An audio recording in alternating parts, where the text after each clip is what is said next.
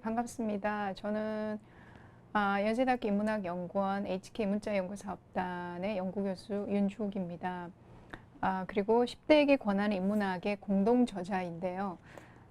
저희 책이 6개의 장으로 구성되어 있습니다. 저는 그 중에서 2장, 나와 세상을 이해하는 힘, 문학을 집필을 했습니다. 그러니까 문학을 집필하게 된 동기는 제가 영문학을 공부하고 있습니다. 영문학자인데요. 제가 주로 연구하는 분야는 12세기에서 15세기의 중세 영어로 쓰여진 문학 텍스트입니다.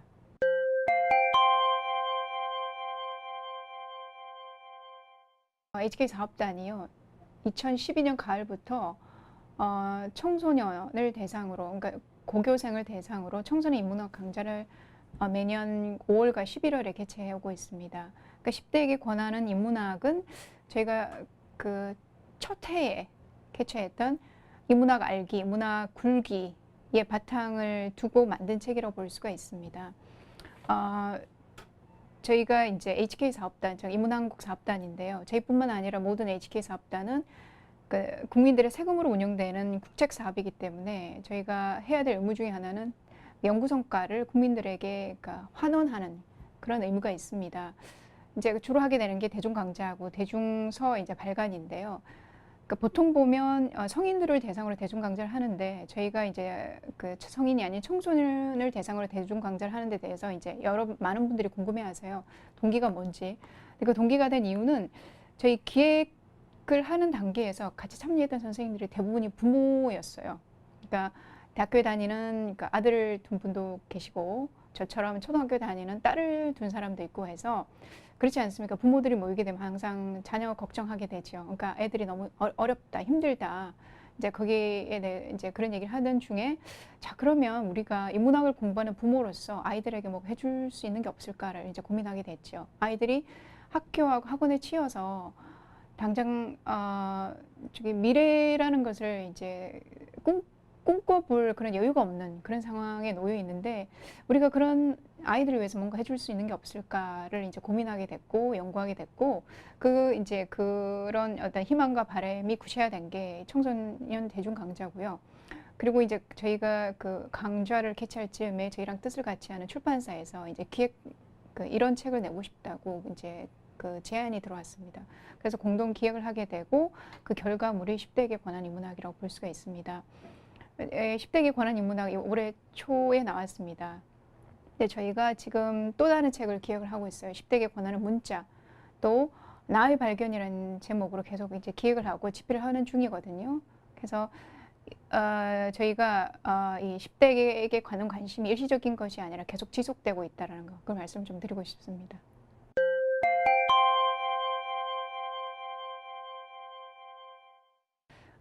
왜냐하면 제가 문학을 해보니까요. 문학만이 가지고 있는, 문학만이 줄 수 있는 힘이 또는 능력이 있습니다. 그래서 우리 어린이 청소년 여러분들이 그런 힘을 좀 받았으면 좋겠습니다. 예, 그런 이유에서인데요.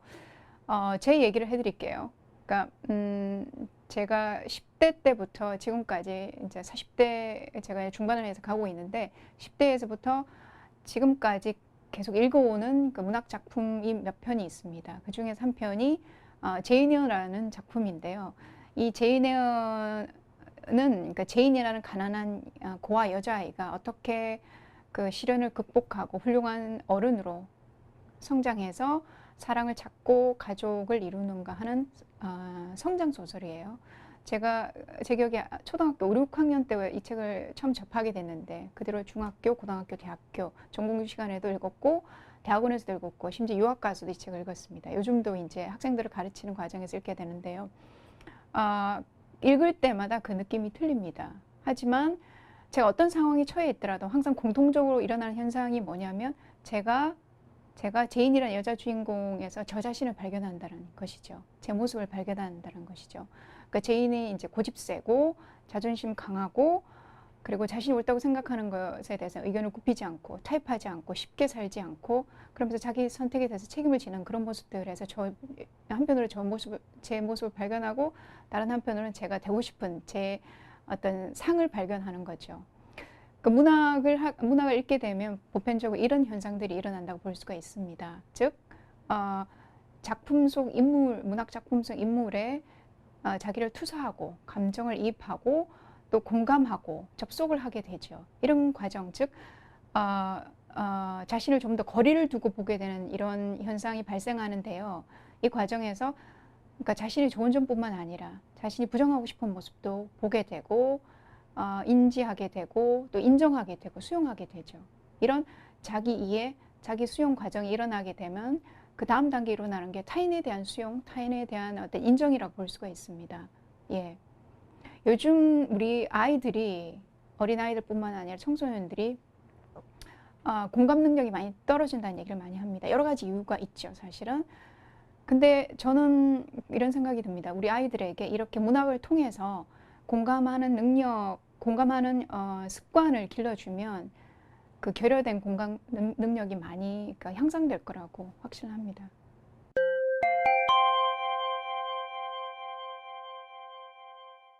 일단 정말 중요하고 필요한 일을 하고 계시다고 생각합니다. 말씀하신 것처럼 이렇게 오늘 저희가 하는 것처럼 작가의 만남을 갖는다든지 대학생 독서 멘토링을 한다든지 그리고 학교 도서관 앱 제작 지원을 한다든지 이런 건 궁극적으로 보면 독서를 장려하고자 하는 목적을 가지고 있죠. 요즘 아이들이 사실은 공부에 치여서 독서를 할 여유가 없습니다. 여유가 없을 뿐만 아니라 왜 독서를 해야 되는지 동기부여도 안 돼 있어요. 근데 우리가 인생을 보통 여정에 비유하지 않습니까? 그죠? 인생이란 긴 여정의 관점에서 봤을 때 정말 필요한 것은 공부보다는 독서라고 볼 수가 있거든요. 왜냐하면 독서를 통해서, 즉 책과의 만남을 통해서 내가 모르던 사람, 내가 모르던 생각, 문화, 그리고 세상을 만나게 되죠. 그 과정을 통해서 나와 다른 사람, 문화, 나와 다른 생각, 나에게 익숙치 않은 세상과 소통하는 법을 배울 수 있다고 생각을 합니다. 그렇기 때문에 저는 이 운동이 참 중요하다고 생각하고요. 이런 운동이 좀 더 지속적으로 지속화되고 그리고 일상화되었으면 좋겠다라는 그런 바람을 가져봅니다.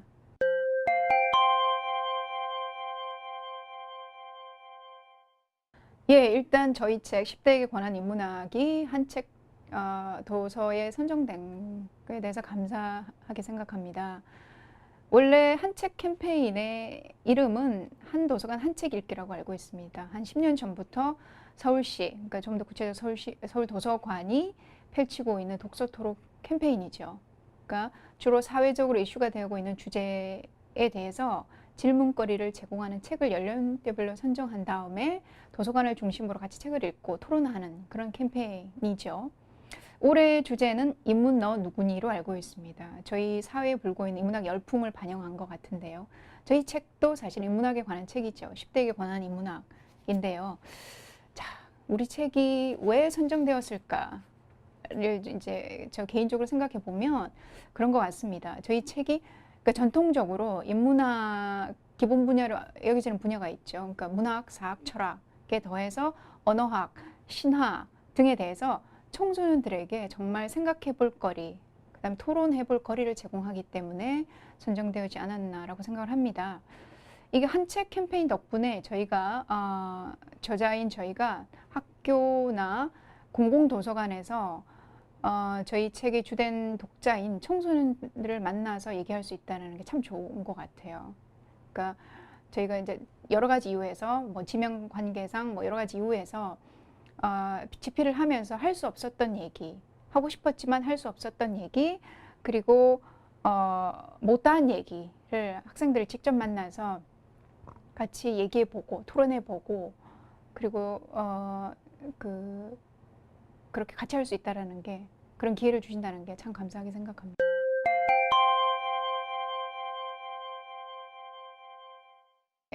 무엇보다도 책을 손에서 놓지 말고 꾸준히 읽으라고 그렇게 권해드리고 싶습니다. 지금 처한 현실이 어렵고 막막하고 해답이 보이지 않을수록 손에서 절대로 책을 놓지 말라고 그렇게 말씀을 드리고 싶은데요. 그 이유가 왜냐하면 독서는 현실의 어떤 한계나 제약을 넘어갈 수 있는 통로를 제공하기 때문입니다. 제 얘기를 하나 해드릴게요.